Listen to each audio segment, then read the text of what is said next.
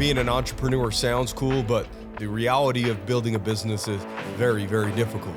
Every level that you hit, there's a lot of things that suck that you just won't want to do.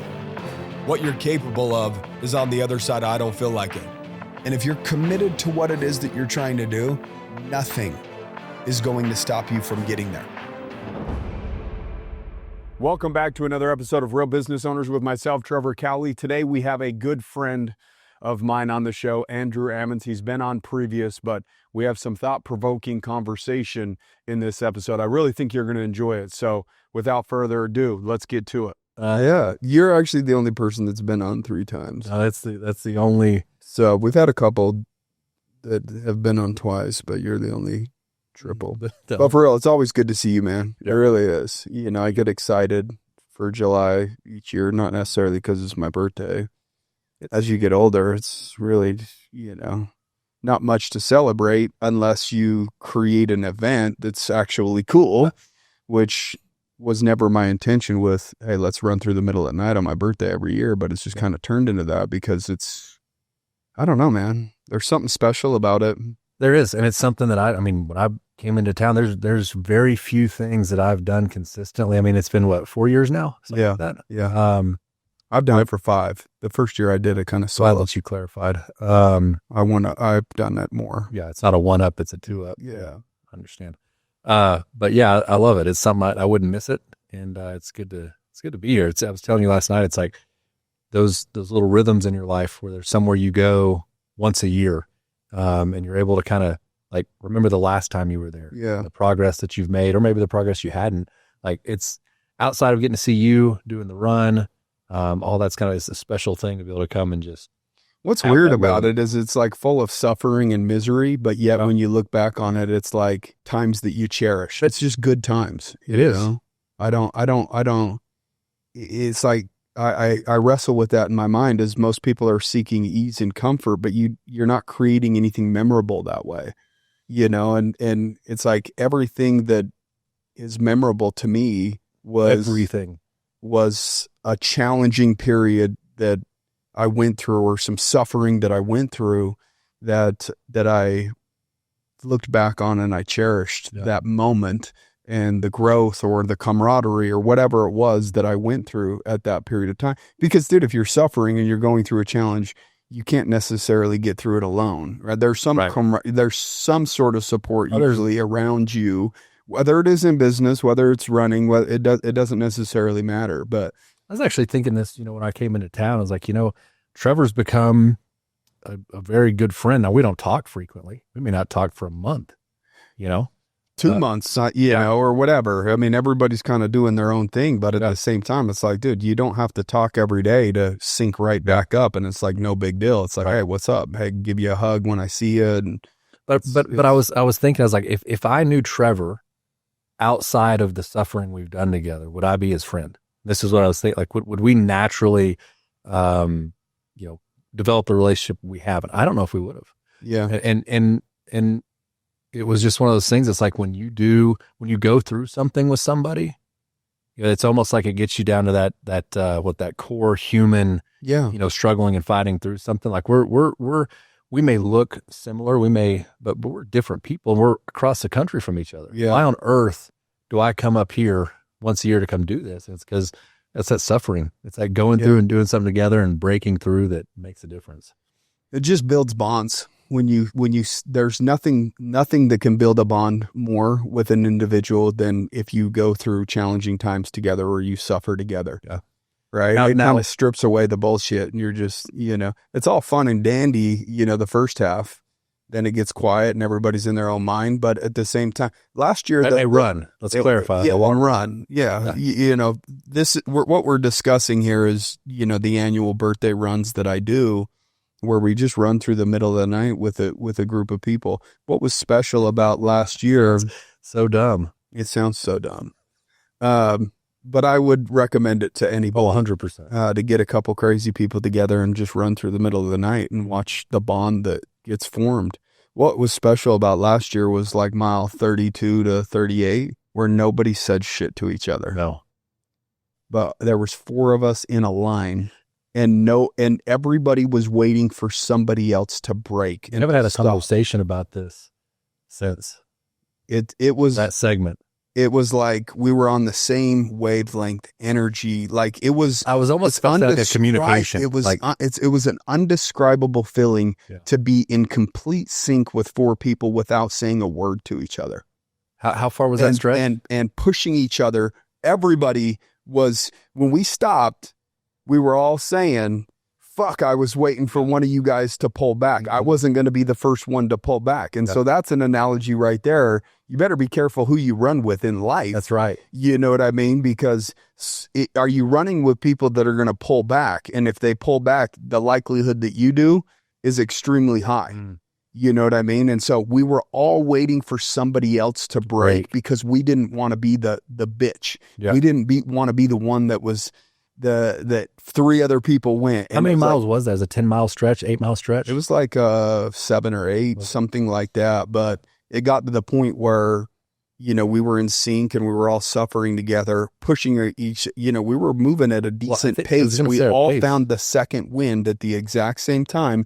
But because we were pushing each other and we were 32 miles deep in the run, it took every ounce of energy to focus on fighting your mind to not pull back. So therefore, there was no room for talk. Yeah. Like we didn't we didn't say one word for an hour running that 7 or 8 miles. And it was like, fuck, dude, that shows you right there that if you want to go fast and you want to go further, you have to narrow your focus, because the focus was just fighting your own mind, and everybody was in their own battle at that exact same moment.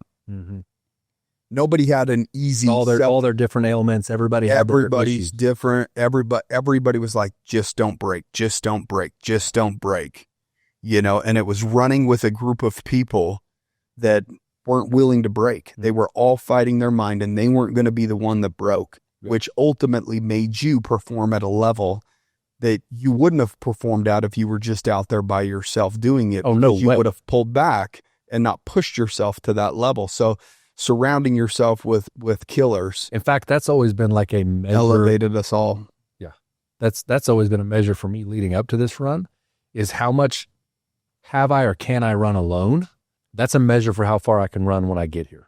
A lot of times, because it's usually like 40%. Yeah. Like any year that we've come, whether it's a 30 mile, 40 mile, 50 mile, I've typically ran 40% of that on my own by myself on a Saturday. Some 20s or 25s or something like that. Maybe 50%, something like that. And the funny thing about it is that, you know, I'll talk with people or whatever. They're like, dude, I did 20 miles. I don't know if I can do 40. That was absolutely brutal. And I just say, just wait till you're in the environment and see what the environment does to you. If you could do 20 alone, you could do 40 with a group of right people. No doubt.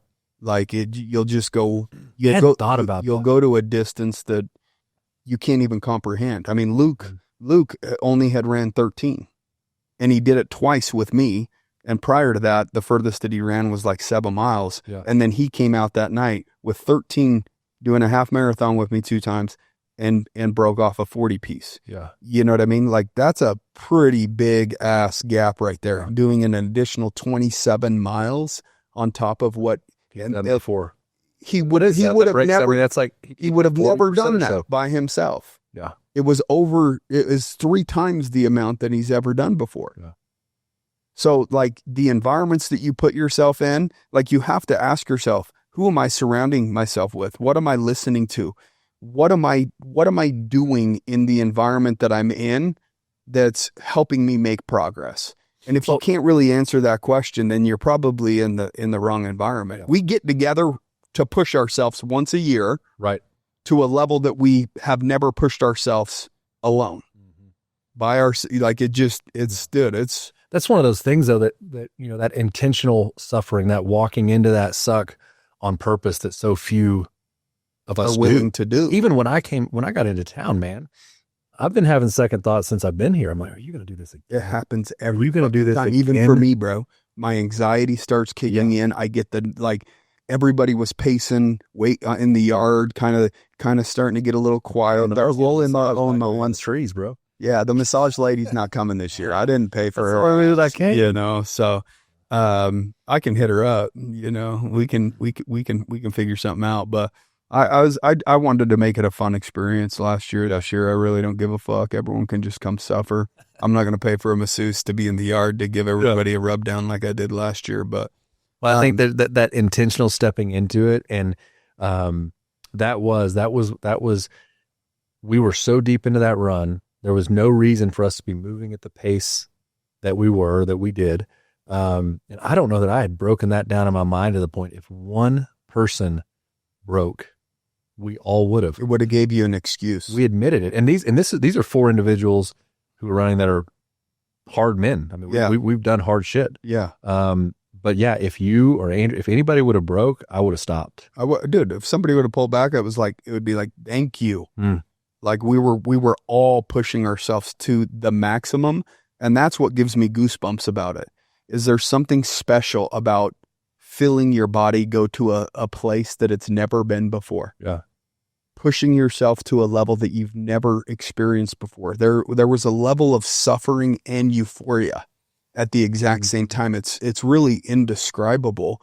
You can't tell somebody about it. They have to experience it themselves. Yeah. Right. It's but in that, you know, 7-8 miles, whatever it was, there was the pain that you were going through. You were waiting on somebody to break, but at the same time, you have to enter into that space that says, I will do this all night. Yeah. There's when you don't know. I told myself I'm not going to be the first one to break. Yeah. Which means if we have to do this the rest of the run, this is what's going to happen. There were some people that faded back right after that.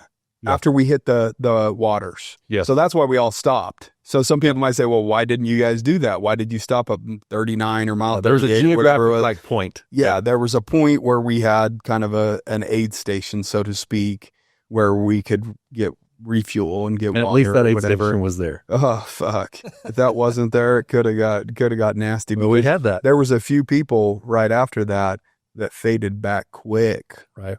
Very quick, you know, and said, dude, that broke me. Yeah. You know, and it's like, good. That's what you came out to do. Mm-hmm. Like, see how far you are you saying when the aid station had been, we'd been robbed? When everything was gone? Oh, I'm saying when I called my wife at 3 a.m. and said, hey, our coolers got stolen. Yeah. Come out and drop some waters and that's what I'm saying. Bananas or whatever. But she dropped another load at the bridge down there. Yeah. Is where we stopped to get waters. But Andrew Robinson, right after that, he was like, bro, that was too much. You know, he's coming out to get some again this year. I think he's planning on doing 50 as well or whatever. You're going to do 60 or whatever it is. But everybody's got their own number this year. That's kind of unique. It's kind of the get out here, do whatever it is that is beyond your existing limits now. Yeah. Everybody's got a number. Everybody asks, how many miles are we doing? And I say, set your own miles. I'm going to create the environment in which you can push yourself. My house is an aid station, all that. But set a number that's going to be difficult and go hit your number. Yeah. I wanted to ask you something because it bothers me a little bit, and I have my own take on it. And somebody made a post just yesterday. It was actually Inky Johnson that made a post, and it's, I think, Theodore Roosevelt. It's his quote, and it says, comparison is the thief of joy. Tell me your thoughts on that quote, because back in the day, I would be like, yeah, absolutely. When you hear that, what do you think? Do you say, yeah, I agree with that, or do you have any qualms with it? And there's no right or wrong answer. Yeah. Well, it's, that's difficult because it is and can be comparison. It can destroy you. Right. In what situation? If you have no ability to gauge your own progress and to have a certain level of gratitude for what you are blessed with, it will destroy you. There's no doubt about that. Now, the flip side of that coin that I have is, without comparison, how do I know what's possible for me? Right. And so off the cuff, yes, I believe that it absolutely can be. I also think though that like when we are comparing, we are looking through the world in a very materialistic lens. And I think if that's how you view all the world and what all success and what is important is, then you're going to be in misery anyways. And so, Yeah, I think that when you hear that, you're comparing what to your neighbor's car, to what they have, to their business, to whatever that is. Yeah. I mean, what would be another word for comparison? Because comparison in its own, without full context, will destroy you. Yes. So my take on it is there is a healthy level of comparison if you want to see progress. Sure. So if you're an individual that's willing to do the work, I think comparison is a wonderful thing because it can inspire you. Yeah. Right? So it can't be the thief of joy if you're willing to do the work. Now, if you're unwilling to do the work, then it will steal your joy. And usually you'll compare and then you'll talk down about, they probably did something shady or blah, blah, blah, justify why you are where you are or whatever it is. But as I was reading that quote, and the reason why it bothered me is because the only reason why I am where I am is because I compared myself to other people and other people showed me what was possible. And then I analyzed, okay, they're a human being. I'm a human. If it's possible, then that means it's possible for me. So I don't believe comparison is the thief of all joy or joy. Right.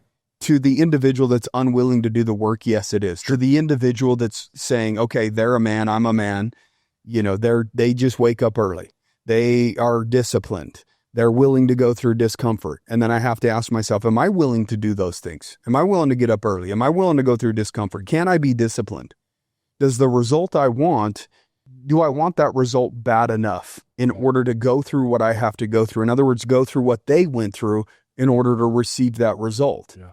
So when I started watching Goggins and some of these other people in business, all this stuff, and I humanized them and said, instead of putting them on a pedestal, right, like they're a god, there's something unique about them or special or something great about them. So now I'm saying they have something that I can't attain, which would ultimately, yes, probably affect me in a negative manner and make me kind of go into a darker place and steal my joy. But if anything, it just inspires me to know that there's these levels that are possible for a human being, provided I'm willing to do the work, provided I'm willing to go through what they went through in order to receive it. But let's take that deeper. You're using these men or these people that you've humanized as a benchmark, right? But there's ultimately a belief within you that you're capable, you're worthy, you're something to reach for that, right? Is that what causes your desire, your drive to do the work? Where does that come from? Knowing that it's possible and knowing that I'm not willing to do the work creates a level of suffering for me that I'm just not willing to bear. I believe every human being, like we all suffer. You suffer, I suffer. Part of living, you have to experience suffering. It just is what it is. I would rather experiencing the suffering that's required in order to make progress than the suffering that you'll experience with not making any progress. And so for me, watching somebody doing something and me knowing that I have that capability and that potential within me and I'm not willing to do the work to extract it is a form of mental torture for myself. I have to live with myself knowing that I'm living less than what I'm created to do or what I have the potential to do. Right. I believe everybody has a high level of potential that's buried within them, and it's the work that's the tool that's that can extract your greatness or start to experience what your full potential looks like. I looked at Goggins and said, okay, he said on a podcast, hey, his easy day is 7 miles and then a workout. And I said, okay, I can't do 7 miles a day right now, but I think I could do like 5. Right. I think I can do 4. So I found what my threshold of what is possible for me at my current state and identified the gap. And the only thing that can fill the gap is work. So then I got to the point where it's time for me now to do the work. That's the only thing that has the ability to close the gap. Mm-hmm. That's it. So the only thing between me and somebody that a lot of people aspire to be or get inspired by is amount of work or suffering that I'm either willing to bear or I'm not willing to bear. Yeah. And I have to be truthful with myself.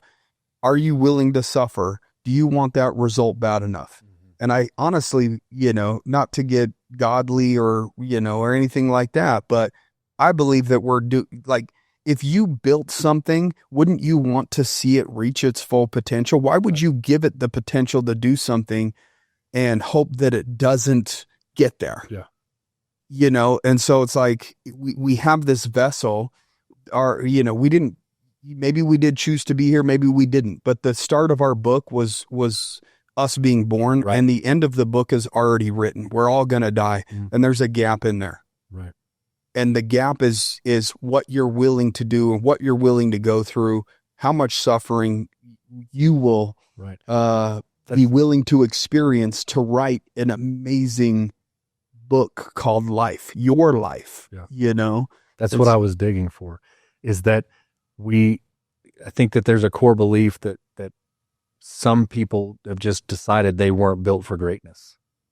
They've just decided that is a decision they've made. I ask you, like, what drives you forward? It's because you have a belief that you were created to be something great, and your creator intended you to be that way. And why would you create something that wasn't meant to make it that far? And I think a lot of people look at it as like that they lack that deep sense of meaning. You don't have to articulate it. You may not talk about it all the time, but I prefer to live it. Agreed. Yeah. But it doesn't matter whether you're talking it, it's in you.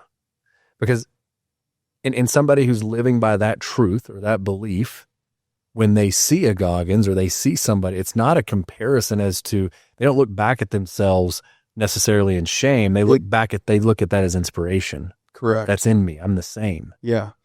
So if a 300-pound man can do it and turn his life, you know what I mean? Like, why can't I? So is it the payoff's not enough? Because I hear people all the time say to me, yeah, I need to start working out. I need to run. I need to do this.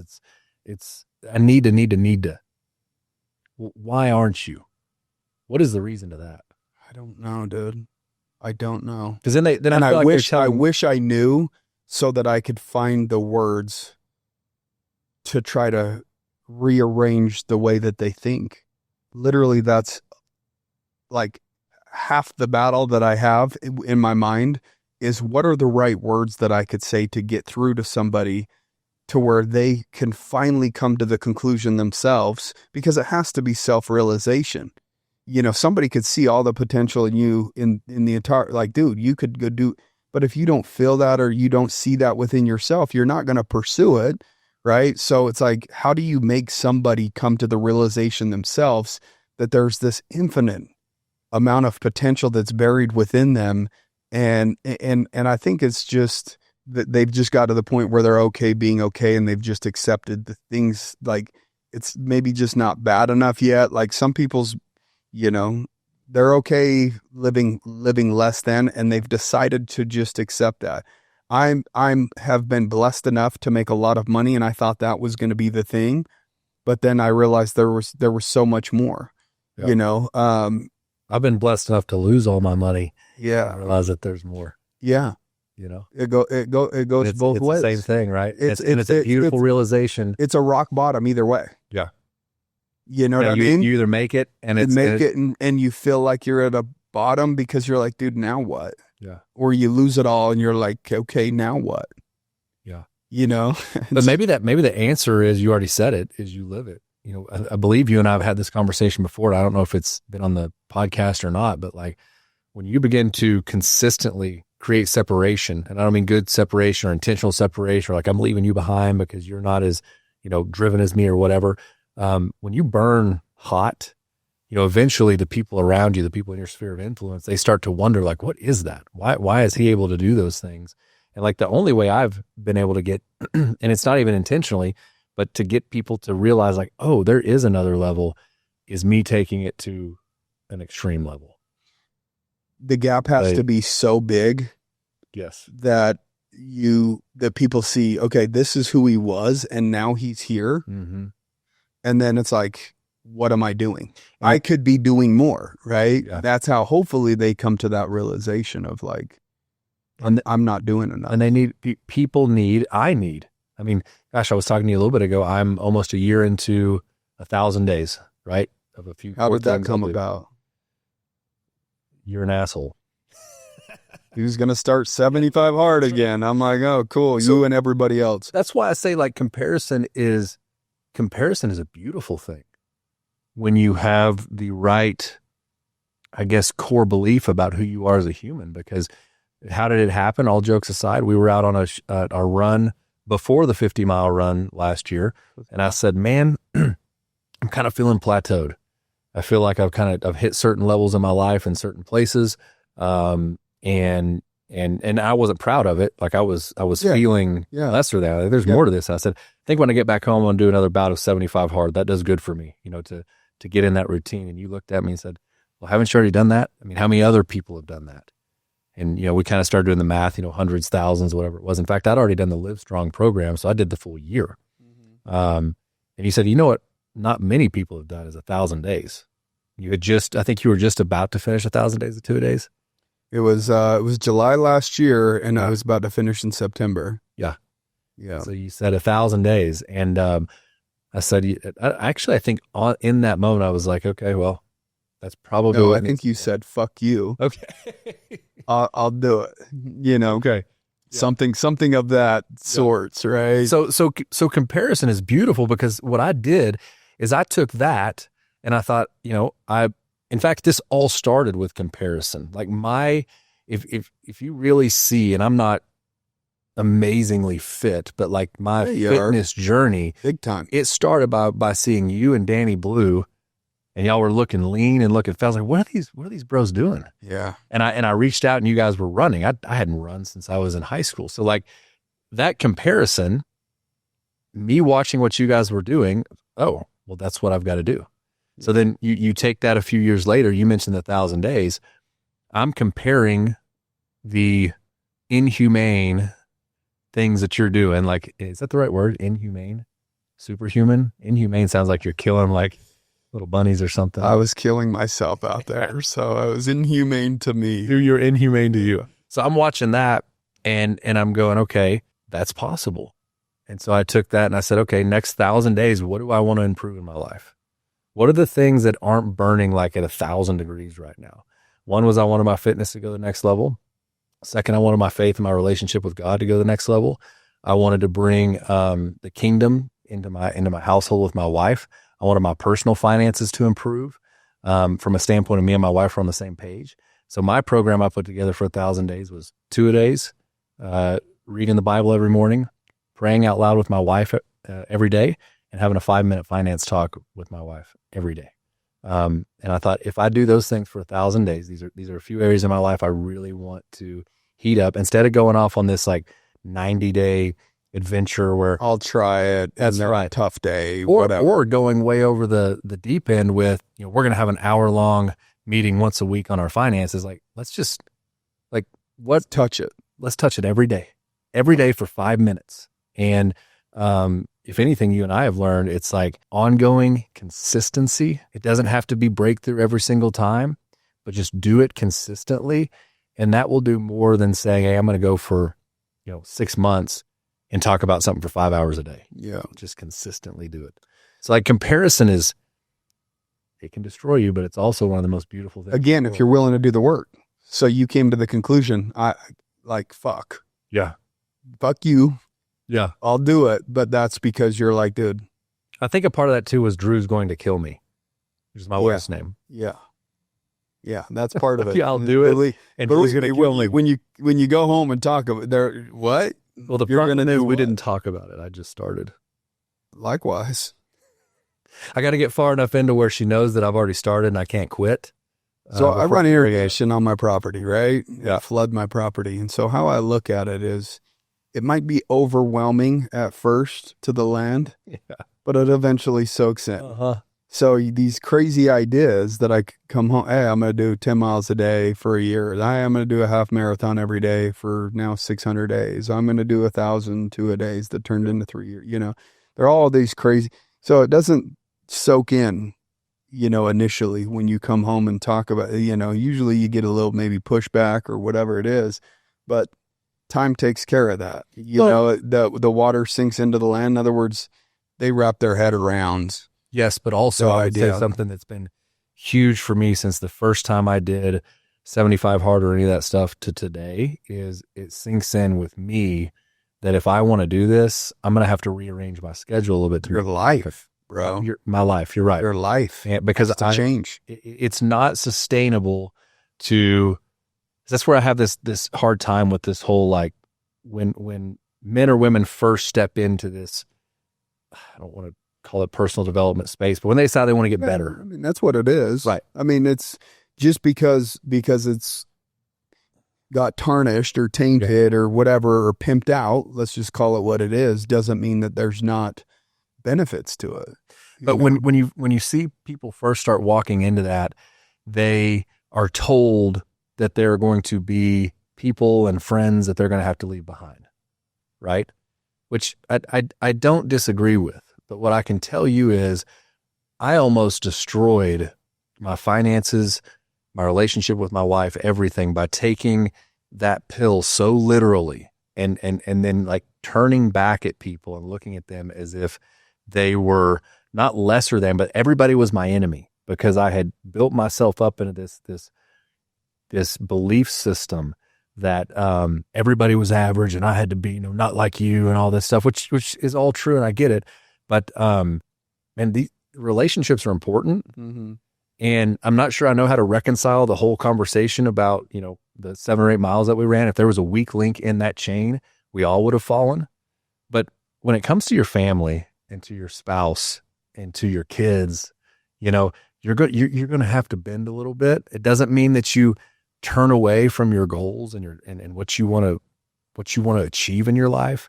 You can have it all. Maybe that's what it is. You can have it all. You will have to be the one to make sacrifices. It's like going to Hawaii, right? And me getting up at 2 a.m. Yeah. Because my wife booked family pictures at 5:55. Right.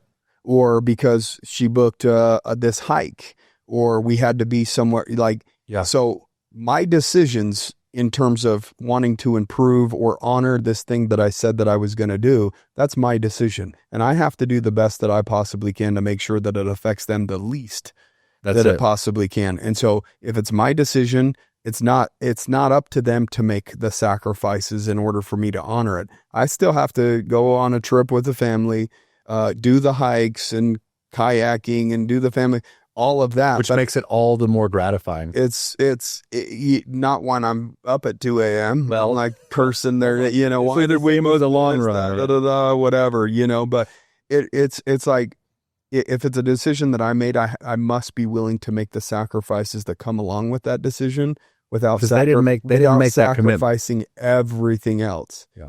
I have to be a little bit more tired, or I have to wake up a little bit more early so that I could still be at these things, no matter the activity that is planned with my family. Yeah. You know what I mean? So it's like, I look at myself right now and I'm like, well, what if I would have just kept living the way that I lived, and all of this was in there the whole time, and I would have just went through life without tapping into it, like that kind of almost like terrifying. It's a terrifying thought. Not even just for yourself, for the people who have been inspired by you, and for your family too. Like, well, that's what I'm saying is like, make a change because you're maybe at a low place and you know that you need to do things different. But at the exact same time, the example that you set in the proximity that you're in or the environment that you're in, it has you getting better by default, makes the world better, makes other people better, because you're just a living example of what's possible. If other people didn't push their limits and I didn't compare myself, then I wouldn't have done that. Yep. If everybody was average, so to speak, then average would, be exceptional. But there's these people that are doing exceptional things. And when you're trying to do exceptional things, that means you are the exception. And when you are the exception, that means that a lot of people won't understand you, and you're going to have to do a lot of this stuff alone. Like you doing your like you're alone a lot, and there's not people there to hold you accountable. It gets to the point where you have to learn self-accountability at the highest degree. Your word has to mean more to you than anybody else. And where that, you talk about the irrigation and it eventually sinks in, if you can strive for these things and you can do these things and you can carry it with a level of love for the people around you. You can carry it with a level of, understanding that you're going to be the exception, but you're not bitter at other people for not being involved. If you can do that and you can do it consistently, it does sink in. And then those people around you, they can trust you. They can take your word when they know when you say you're going to do something, even as ridiculous as it is as a 50-mile or 62-mile run or 1,000 days of 2-a-days. All those people around you that love you, and maybe they even chastised you when you started it. Oh yeah. They come. I can promise you, my wife has such a level of faith, trust, love for me because she knows the standard that I carry. It's unbelievable. Now she has an equal level of hate. It's a love-hate relationship she has. Depends on the day. But I can promise you this. Likewise. Yeah. For me. Some days I absolutely hate it, Yes. So we're on the same page some But days. I can promise you this, she would never have the other version that Andrew could have been. Yeah. Which was the guy who maybe made a decent living, probably spent most of our money on country club memberships and playing golf with guys and button-ups. That's right. Every few weeks staying out until 4 a.m. drunk, probably ended up at the strip club, but never saying it. Yeah. Like that's not saying that that's definitely the other version, but it could have been. And so the trade-off that she has now is far leaps and beyond what she could have had.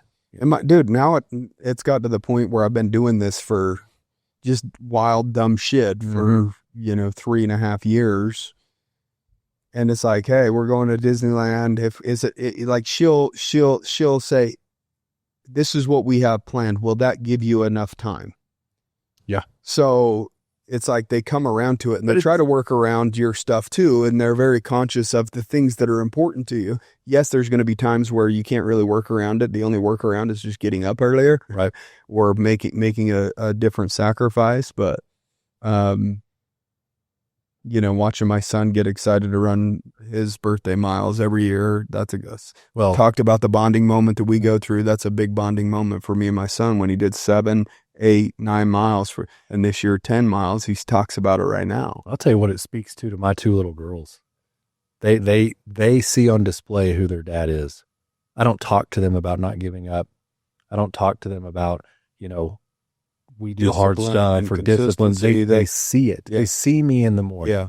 They see me walking in when they're getting out of bed covered in sweat because I've been out on my run. They know that I'm working out last night. I was in a small group with some guys last week, and one of the men in the room said, I tell my family we do hard things, and I haven't been doing a lot of hard things lately. And, so many of us, we try to preach that to our kids. His words. But man, I don't know if I can articulate it well, but seeing my daughters, which they're in cheer, they don't do, it's different with boys. Yeah. But man, Olivia, she doesn't give up. Seeing is believing. Doesn't give up. There's a reason why they say seeing is believing. Some of the things that my wife just sent me yesterday, she's 10 years old and I'm sure there are plenty of 10-year-olds that can do this, but like, I'm amazed at some of the stuff that she does, their stunts and all that stuff. And I happen to believe if she didn't have a father who was pushing things beyond normal limits, who was running mileage, whatever it is, she wouldn't necessarily believe that for herself, that she could go this back handspring thing into a whatever it is. Like she's going and living that because she has somebody in close proximity to her who's doing the same thing that she looks up to. I've had a thought before where it's like, hey, I want to do amazing things with my life. I want my life to matter, and how do you make your life matter? By impacting other people in a positive way. How do you do that? Just with words? Do hard things, or do you actually live it? And then it's got to the point where it's like, what if the impact that I leave on the world has really nothing to do with me and it's my son? Can you really? Maybe he grows up in an environment in which the standard's extremely high, but to him, it's just an everyday thing. And then he does something exceptional and creates a legacy, right? And maybe that is my legacy, that I help create an individual that does something special. Maybe it isn't me, but at the end of the day, I think it's really, really important to create that environment and that example for those that, I mean, dude, you can be a business owner, but if you're 300 pounds, are you really successful? Are you winning at life and successful at life? I don't believe that. No. And I think that if you're listening to this and you have success and you are overweight, there's that deep down. Like there's a deep down dissatisfaction knowing that you're not really living up to your full potential. Yeah. Like that haunts everybody. And some people do a better job of trying to dull that, whether it's with drugs or alcohol or whatever distractions you want to use in order to dull that knowing. Yeah. You know what I mean? And I think there's a lie that has been believed for a very long time that you either have money or you have relationship, you have your fitness or you have a good business, and I think that I still hear people say, there's trade-offs, right? And again, this is one of those things I don't know how to completely just reconcile because there are trade-offs in life. Like you got no doubt. There's always an exchange. There is, but I happen to not believe that a well-rounded, successful individual doesn't have all of them. They have a good relationship with their maker. They have money. They have a relationship with their kids and their family and they're fit and they're all these things. Like I think the day of saying, well, I've got a lot of money and that's why I'm fat as shit. I don't think people are buying that anymore. Well, here's the thing. Yes, you could do all of those things. Yes, you could have all of those things, but you can't have all those things plus be normal. Like you're not going to be able to go out and party and have all those trade-off. Things. That's part of the trade-off is like the journey to those things can be extremely lonely, at times. But the beautiful thing about it is it helps you get to know yourself very, very well because you go through darkness with yourself. Yeah. And it actually gives you a level of self-respect that I think everybody's really looking for at the end of the day. Why do we buy fancy things? Why do we why do we put the clothes on that we put on? It's like we want some external validation because we really want self-respect. But if we believe that other people think a certain way about us, that, if I can get them to respect me, maybe I'll feel better about myself, right? If I can be included or respected outside, like it doesn't, you can be respected by everybody. I mean, how many artists, athletes, this, that, the other, that are dealing with mental health struggles or depression or that, and they seem to have it all. They have what appears to be a good body and a lot of money, but they're lost as an individual. They're lost maybe in their faith. Yeah. They can't have good relationships. You'd have a hard time, 5 years ago, truly convincing me of that. Because you'd always hear people say that, so-and-so had all the money in the world, but he was depressed. And I'm like, yeah, right. It's easy to say that we got all that money. Give me the money. Yeah, that's right. I won't be depressed. I'll show you. I won't be depressed. Yeah. But that ain't true. It ain't true. Separation season. Yeah. Tell me your thoughts on that. Is this, do you have a checklist of questions you're asking off here? I just had two questions. One was that one, because it was a post yesterday that it didn't sit well with me on the comparison thing, because I've used it to advance my life greatly because I was willing to do the work and felt inspired. And then there's this whole separation season, hey, it's separation season right now, this, that, the other. And, I have a take on it, but I want to hear yours first. What's the intention? That's the first thing that I ask is like, what's the intention for separating? And I think this goes back to what I was saying a minute ago, is that I took so many things early on in my journey and my personal development as like this separation from a standpoint of I'm better than, or I can achieve more, or self-gratification, self-promotion. And now where I'm at with it is like, you're speaking specifically to a weekend or like the end of the year. Well, Ed Milet says it a lot, and he says it every year in December. Yeah. Every year on it, he said it to us when we were in Arete Syndicate. He said it all over his social media. Hey guys, it's separation season. Everybody else is cooling off. It's the end of the year, blah, blah, blah. And to me, it didn't really sit well. And the reason why it didn't sit well is because I was sitting there doing the 2-a-days for the 3 years straight. Yeah. And what it made me realize is there's no season of separation. Separation is a daily decision. I think that it's every day. What are you like? Did Kobe Bryant have just a month that he worked hard, that he worked harder than everybody else, and that's why he became who he became? Did Goggins decide to outwork people 1 month or 1 weekend out of the year and create separation?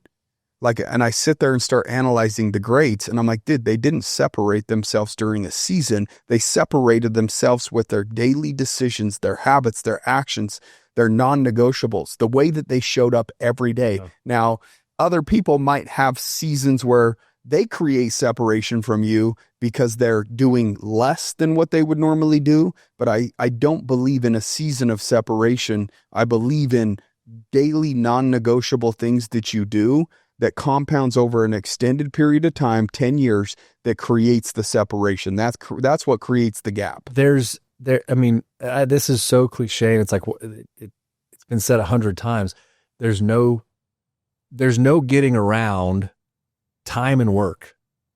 Those two things. It's going to take time and it's going to take work. And so, just in general with separation season and everything, like I think so many of these buzzwords and these things that after you maybe speak to a small group of people that just need to get off the damn couch. Or they're like, yeah, I'm separating myself because I'm now working hard in December. Right. And it's like, dude, what did you do the other 11 months? Yeah. And so that's why to me, it's like, fuck, man, I don't like some of the success space and the buzzwords and the self-improvements, as you were alluding to, because of some of those little sayings and some of these things that, average people rally around and get motivated by. Yeah, I'm going to separate myself. You're not going to separate yourself from me. I've been outworking you all fucking year. Mm-hmm. You know what I mean? And I'll continue to show up in December just like I did the other 11 months. Yeah. It's a fucking separation is a daily task. And the only thing that creates true separation is the consistency and the time aspect. Yeah. If you can be consistent over a long period of time, that's what people fail to do. That's why they fell. They can't sustain something because you'll go through a darkness. You'll go through the valleys. Like when people say, hey, how are you doing on day 117? I'm like, I'm good. I said, I've seen the darkness. I've been in the valleys. Yeah. Day 20 through 40, I was praying for an injury because the pain and the discomfort was so great. And it was like, fuck, man, I talked to, I'm getting sick of social media and some of this stuff. And I watch, social media is full of average people, right? Because 90% of the world is average. That's why the word average exists. It's a group of something, right? The average height, the average weight, the average income, the average. So there is an average, and that means a large majority of people. So the large majority of people are average. It just says it. Yeah. You can look at their health and their fitness. You can look at their relationships. You can look at their finance. The large majority, and they rally around some of these cliche things when I really just don't think that the message of every day showing up with a high level of integrity, meaning that you said that you were going to do it, so you honor it despite being in the valley. Question, does that sell? Does that sell? So you look at who's their audience, who's listening, and can I attract the masses going out there and saying, you know what, success and fulfillment in life is just living off a few basic principles that suck and are difficult to do and do it over a long period. And you're going to see darkness. You're going to have to, like there wouldn't be a large platform for these influencers, so to speak, if they weren't able to sell something. And don't get me wrong, I am so appreciative of it, and I respect Ed and all of that. Oh, me too. Like to the nth degree. It got me to the point where I started doing self-improvement. Then I took it to the extreme, and then realized, okay, now you're not talking to me anymore. Correct. And you're missing me. You're a truth seeker. You heard the buzz line, the tagline, whatever it was that got you going in the tank. Yes. But anybody who's going to actually take it to that quote unquote next level, or to their level of fulfillment, or to their level what their creator made them to be, they're going to dig a little bit deeper and realize all these buzzwords and all these things. That was like your pre-workout, so to speak. Like that's going to get you going, but like that's not the tool. That is not the method. And that to me is the same across everybody. I have been in the Arete Syndicate with you. I have been in Tony Robbins' Platinum Partnership. I have been in multiple masterminds, spent a ton of money on it. I continued to like chip away at what's the truth and what does this mean for me? And ultimately, it was none of the buzzwords. It was none of the packets we got. It was nothing that was on the online, training we got. But these are the things I needed for the kick in the ass to get it started. Yeah, I agree. I mean, and I needed that. And then I also needed to be around other people that were doing things bigger than me in order to humanize them. Right. So it's like that proximity makes you realize, okay, I was putting people on a pedestal that shouldn't be on a pedestal. They were just willing to do the work and go through the darkness and go through the valleys and the discomfort and show up regardless. And I can do that. I think that putting yourself in front of the humanizing that you're talking about there, like that's so critical.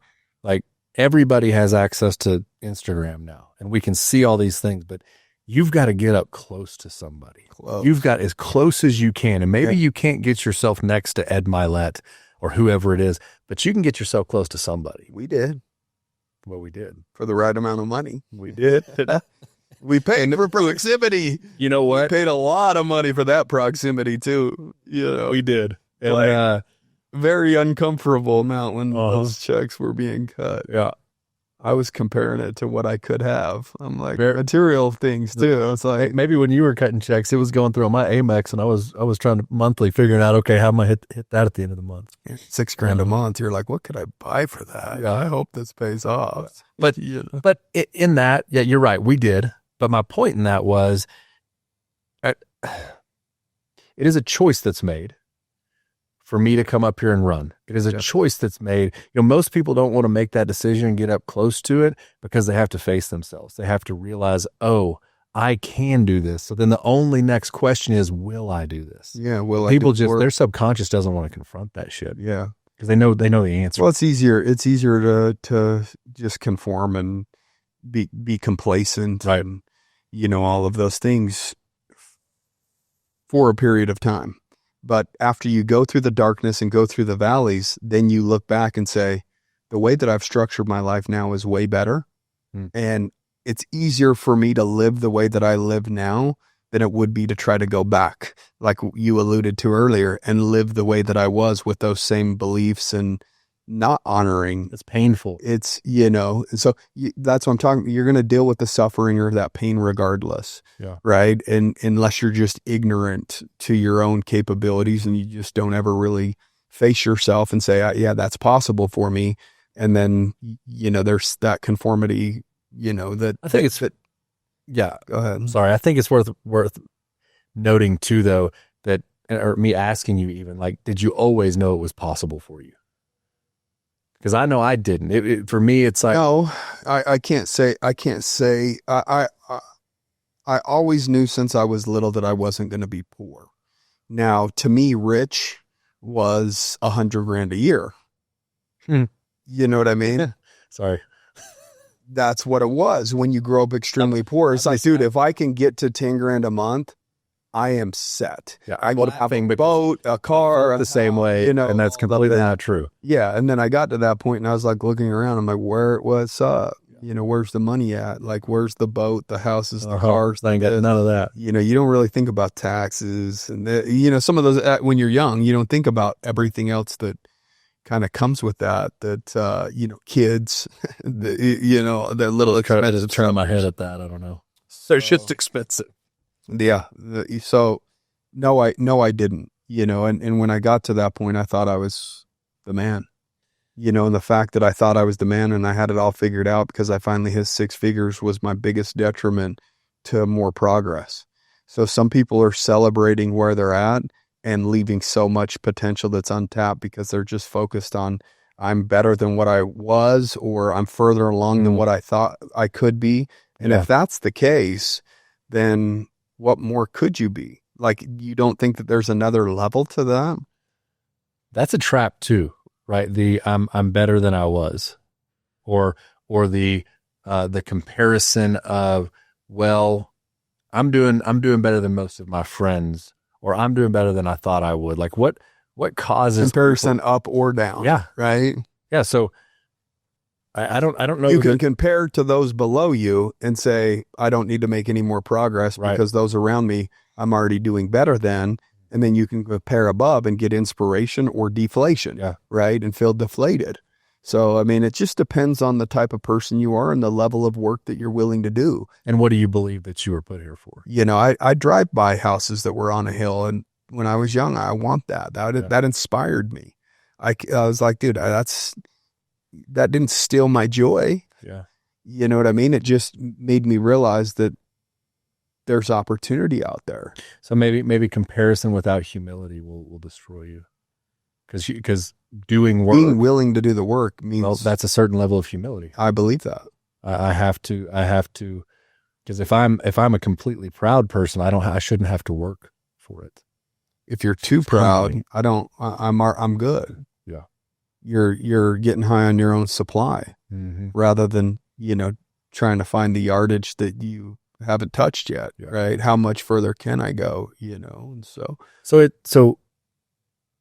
it goes back to the same thing with the separation season, is taken out of context or taken just at the text level.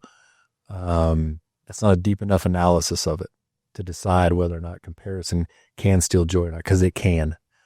It depends on who you are. It does to the wrong people. That's what I'm saying. I'm not saying that it can't. I'm just saying that there's also a healthy comparison for those that are willing to do the work. There's no doubt. If you were to shut yourself off from it, how do you know that there's nobody did the 4-minute mile until somebody did it, and then there was like 20 people that did it within like a month or two. So there was a group of people that compared themselves to somebody that did something exceptional and said, well, okay, maybe I can do it too. So there's the why, right? Because then it's like, well, then, okay, why do I need to do that? Well, when you go do something, look how many people can come along with you. How many people did it right after? It's because somebody like hundreds or thousands within the next 6 months. Yeah. It's absurd. Yeah. Somebody else gave somebody else permission. Hope. And the realization of what's possible. Yeah. And then other people chased possible. Mm-hmm. And gave them a level of belief that if they could do it, then I can. Yeah. Right. You have any other questions? We can jump into cost seg real quick. Yeah. So Ammons does, property development stuff, rental properties, developing big, and what they do is they build out these rental properties and they place renters in them, and then they sell them to investors, right? So that they have some properties that have the ability to cash flow a little bit.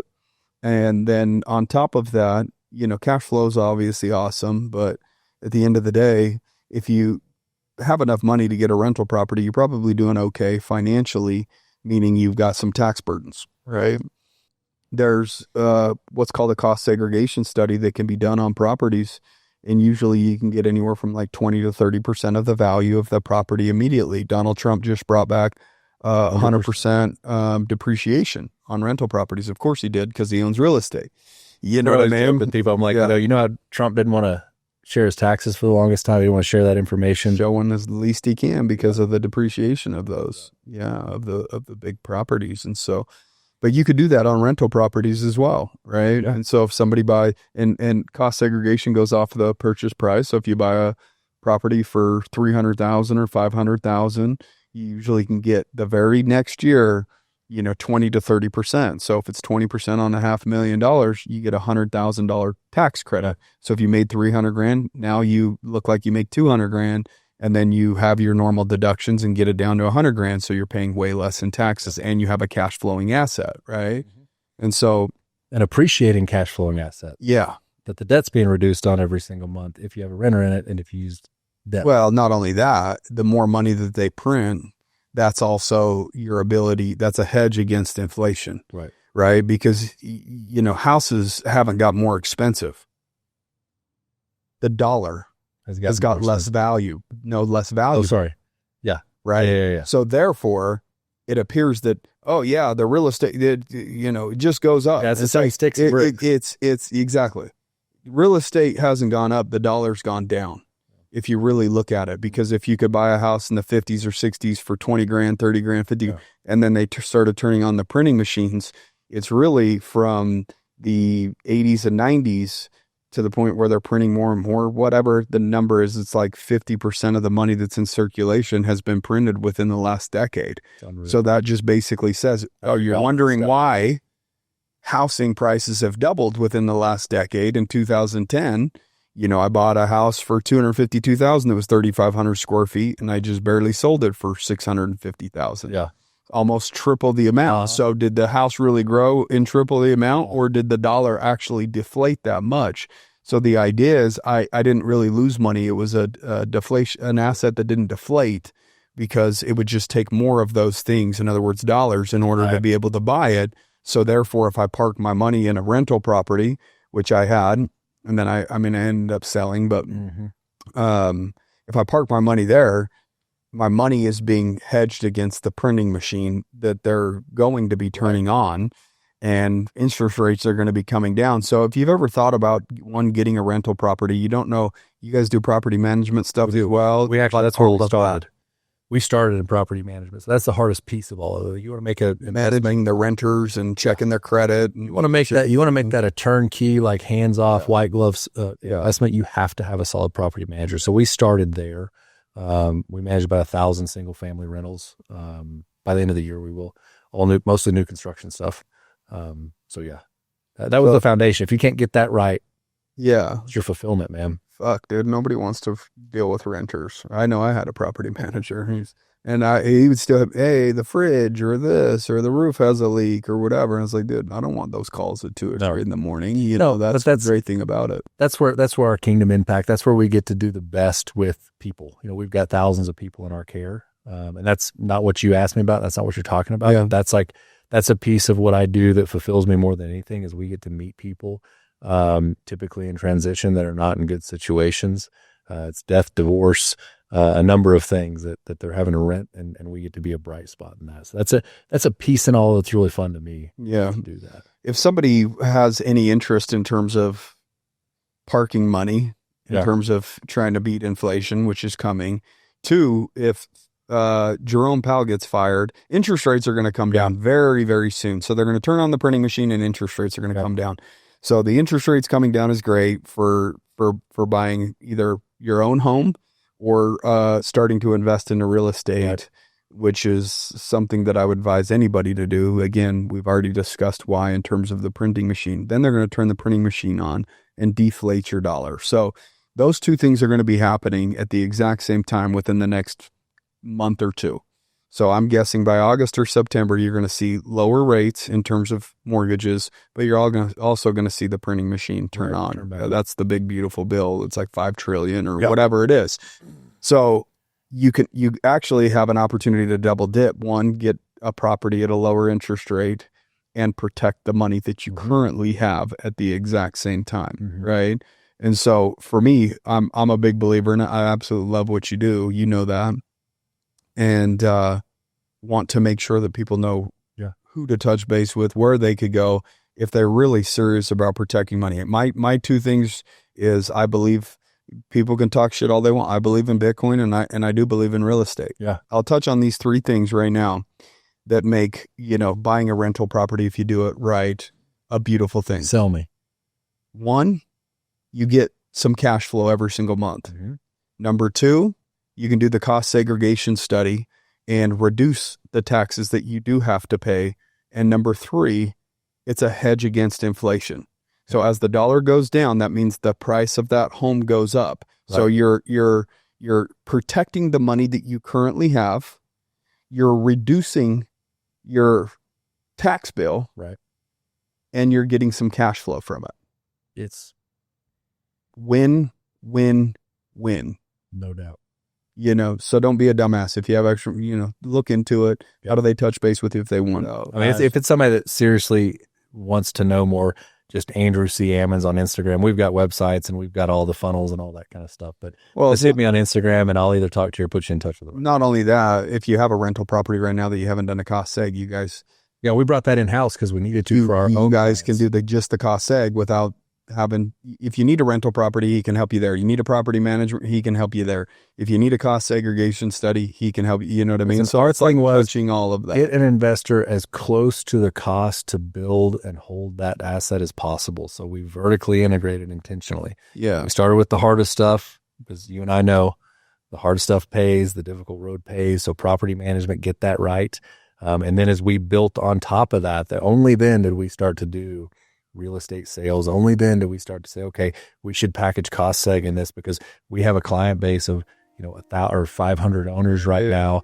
We can leverage that to get better deals for bring your wins you to them. And that's right. You know what I mean? So at least you're saving money on taxes. That's more money. You can buy another rental property, and so on and so forth, right? It kind of snowballs and that's it. Only gets better with time. So make sure you're rating and reviewing the show as always, guys. Kick ass, and we'll see you next week.